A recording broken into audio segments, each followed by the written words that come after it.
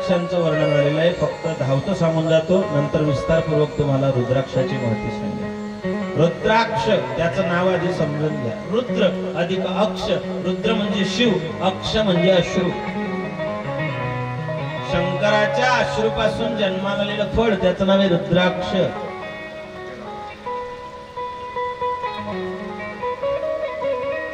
गौड देशात प्रथम वृक्ष वाढलं म्हणजे नेपाळ, म्हणजे नंतर भारतात आलं. रुद्राक्षाला अंगतच छिद्र असावं ते उत्तम. रुद्राक्ष शरीरावरती कुठे किती धारण करावेत? शेंडीला एक, मस्तकावर एक, 40 रुद्राक्षांची माळ गळ्यात, 32 रुद्राक्षांची माळ दंडात, कानात एक एक कुंडलासारखं, हातात प्रत्येकी 12-12, 12 दूनी 24, म्हणजे 40, 32, 26, 12 दूनी 24 आणि 2 या सगळ्यांची टोटल येते 108. असे 108 रुद्राक्ष अंगावरती धारण करावे. शेंडी असली तर रुद्राक्ष, मग ज्यांना शेंडी येते बांधतील शेंडीला. बाकी आपल्या धर्मात शेंडीला महत्व आहे. एक मला म्हणे महाराज शेंडी का बरोबर ठेवली? म्हटलं एंटी नाही तुम्हाला. हृदय विश्वासी त्याशी बोध करायचा. जे सहस्रार चक्र सांगितलेलं आहे, जे आज्ञा चक्र सांगितलेलं आहे, जे 9-7 चक्र आपल्या शरीरामध्ये सांगितलेलं आहे, मस्तकामध्ये जे पवित्र चक्र आहे त्या चक्राचं संचलन करण्याचं सामर्थ्य शेंडीमध्ये असतं. म्हणून त्या चक्रावरती शेंडी ठेवायची पद्धत पूर्वपार आमच्या ऋषीमुनींनी सांगितली. त्याला एक रुद्राक्ष बांधावं, मस्तकात एक रुद्राक्ष बांधावं, 40 त्या ठिकाणी गळ्यात, 32 वेगवेगळ्या ठिकाणी वेगळे रुद्राक्ष सांगितलेले आहे. आणि कोण रुद्राक्ष धारण करताना ईशानाय नमः, तत्पुरुषाय नमः, अधीश्वराय नमः, वामदेवाय नमः.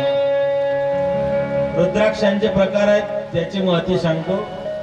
एकमुखी रुद्राक्ष साक्षात शिव स्वरूप आहे, याच्या पूजेने लक्ष्मी प्राप्त होते. द्विमुखी 2मुखी रुद्राक्ष हा कामनापूर्तीसाठी आहे. त्रिमुखी रुद्राक्ष हा विद्याप्राप्तीसाठी आहे. 4मुखी ब्रह्मस्वरूप आहे. पंचमुखी रुद्ररूप आणि कामनापूर्ती आहे.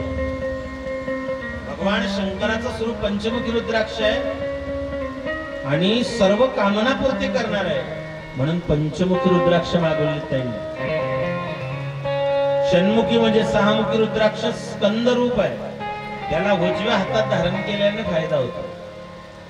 सप्तमुखी दारिद्र्य दुःख दूर करणार आहे. दारिद्र्य नष्ट व्हावं यासाठी 7मुखी रुद्राक्ष गळ्यात धारण सांगितलं. 8मुखी भैरव रूप आहे, गंडांतर मृत्यू टाळण्याकरता, दीर्घायुषी होण्याकरता 8मुखी रुद्राक्ष आहे. 9मुखी रुद्राक्ष डाव्या हातात धारण केल्याने विशेष फल देतो. 10मुखी विजयमुखी आहे, जनार्दन रूप आणि इष्ट प्राप्ती करणार आहे. 11मुखी विजय प्राप्ती करून देणार आहे. 12मुखी रुद्राक्ष सूर्य सदृश्य तेजस्वी आहे. 13मुखी विश्वदेव रूप इष्ट प्राप्ती करून देणार आहे.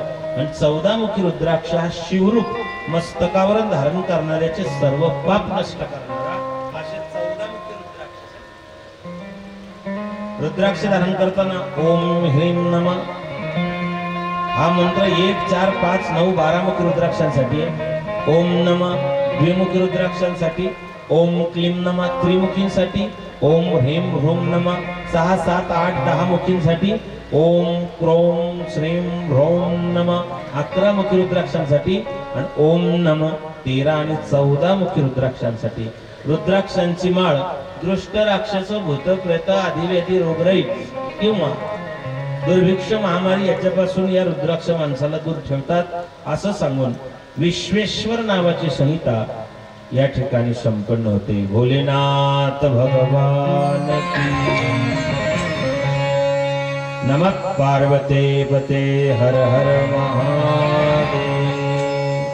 काशीनाथ की जय हो, विश्वनाथ की जय हो, डमरू वाले बाबा भोलेनाथ की जय हो.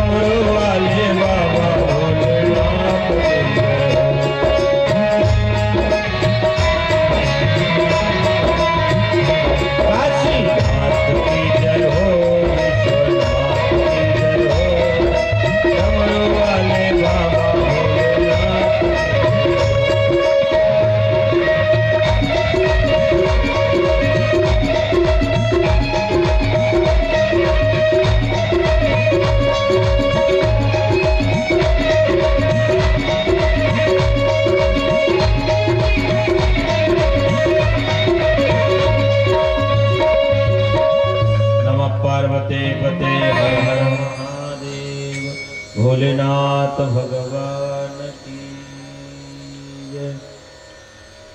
सृष्टीची उत्पत्तीचं वर्णन ब्रह्मदेव आणि नारदाच्या कथेमध्ये येतं। सृष्टीची उत्पत्ती कशी झाली? केतकीचं जे पुष्प आहे त्याला शंकराचा शाप आहे।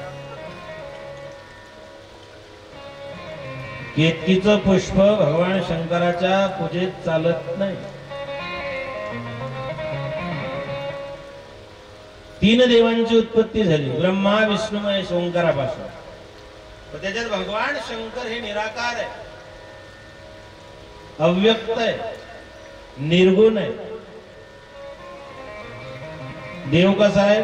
रंग नहीं रूप नहीं नहीं वर्ण छाया, निराकार निर्गुण निराकार निर्गुण तू ही प्रभु राया, मैं गुलाम मैं गुलाम मैं गुलाम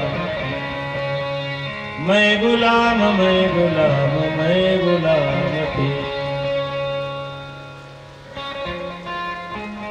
शिव महापुराणात अशी कथा आली की रविवारी सूर्याची उपासना केली तर आरोग्य प्राप्त होते।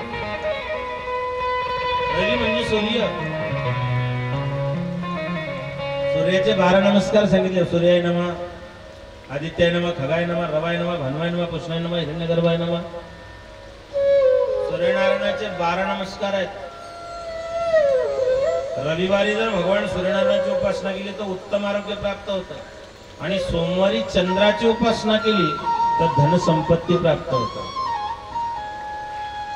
मंगळवारी मंगळाची उपासना केली तर जन्मतःच व्याधिग्रस्त असलेल्या बालकाचं रक्षण होतं।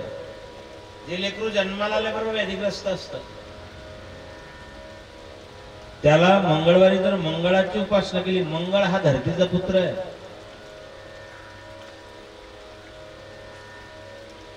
बुधवारी बुधाची उपासना केल्याने आळस आणि पाप यांची निष्कृती होते, उत्तम बुद्धी प्राप्त होते। गुरुवारी गुरुची उपासना केल्याने आयुष्य वृद्धिंगत होतं। शुक्रवारी शुक्राची उपासना केल्याने उत्तम प्रकारचे भोग आणि ऐश्वर्य प्राप्त होतं। शनिवारी शनीची उपासना केल्याने मृत्यूचं भय राहत नाही, गंडांतर मृत्यू आणि अपमृत्यू येत नाही। नीलांजनम समाभासम रविपुत्रमाग्रदम छायामार्तंड संभूतम तम नमामि शनेश्वर। अशा प्रकारे 7 आठवड्यात 7 वारी 7 देवतांची उपासना सांगितली। नेत्ररोग, मस्तिष्क रोग आणि कुष्ठरोग बरे होण्याकरता रविवारी सूर्यनारायणाची उपासना करून ब्राह्मणांना भोजन द्यावे। ही उपासना 1 दिवस, 1 महिना, 1 वर्ष किंवा 3 वर्षापर्यंत करू शकतात असं शिव महापुराणकार सांगतात।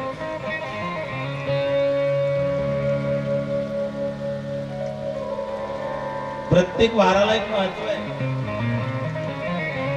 वाराला प्रत्येक वाराची देवता ठरलेली आहे। प्रत्येक वाराची उपासना करताना त्याचे फलश्रुती ठरलेली आहे।